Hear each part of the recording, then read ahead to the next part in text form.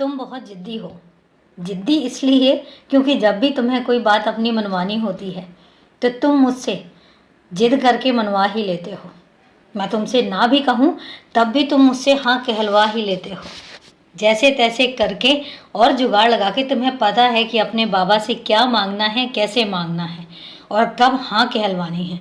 मैं तुम्हें एक बार ना कहता हूँ, लेकिन उसके बाद फिर तुम उन्हीं सवालों को घुमा घुमा के मेरे पास लेकर आते हो और फिर मुझसे कहते हो कि बाबा अब इस सवाल का जवाब दो। और ना चाहते हुए भी मैं कई बार हंस भी पड़ता हूँ और फिर कई बार तुम्हारी जिद देखकर मैं हाँ भी कह देता हूँ।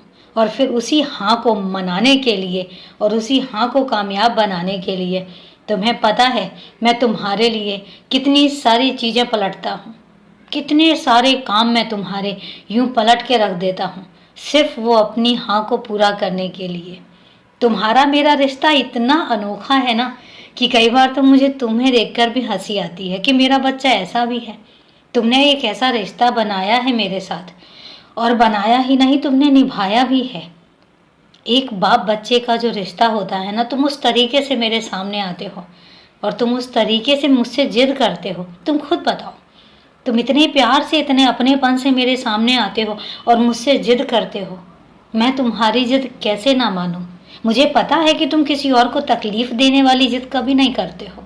तुम कभी नहीं कहते हो कि किसी और का बुरा हो लेकिन मेरा भला हो जाए, कभी नहीं कहते हो।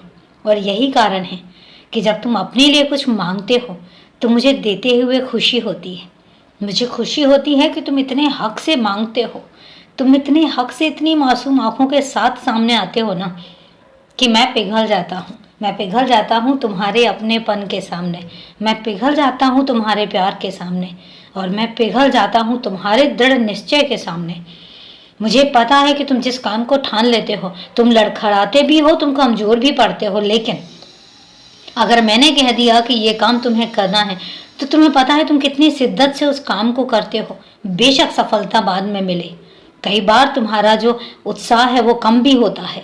जब तुम्हें सफलता धीरे धीरे मिलती है, तुम्हारा उत्साह कम होता जाता है, तुम अपने आप को कमज़ोर करते जाते हो, लेकिन फिर खड़े होते हो, फिर अपने आप को मजबूत बनाते हो और फिर मुझसे बात करते हो और फिर दोबारा से उसी काम को शुरू कर देते हो। कितने अनोखे हो तुम, कितने प्यारे हो तुम। आज तुम्हें पता है मैं तुम्हारी तारीफ क्यों कर रहा हूँ? क्योंकि मैं भी तुम्हारे बारे में सोचता हूँ। आज भी मैं तुम्हारे बारे में सोच रहा था, तुम्हारी वो जिद्दी पने के बारे में सोच रहा था, तुम्हारी वो मासूमियत के बारे में सोच रहा था, तुम्हारा वो अल्हड़पन मैं सोच रहा था। और तुम्हें पता है मुझे तुम्हारा अल्हड़पन, मुझे तुम्हारा बचपना, मुझे तुम्हारी ये मस्ती वाली बातें बहुत पसंद है। तुम ऐसे ही रहा करो।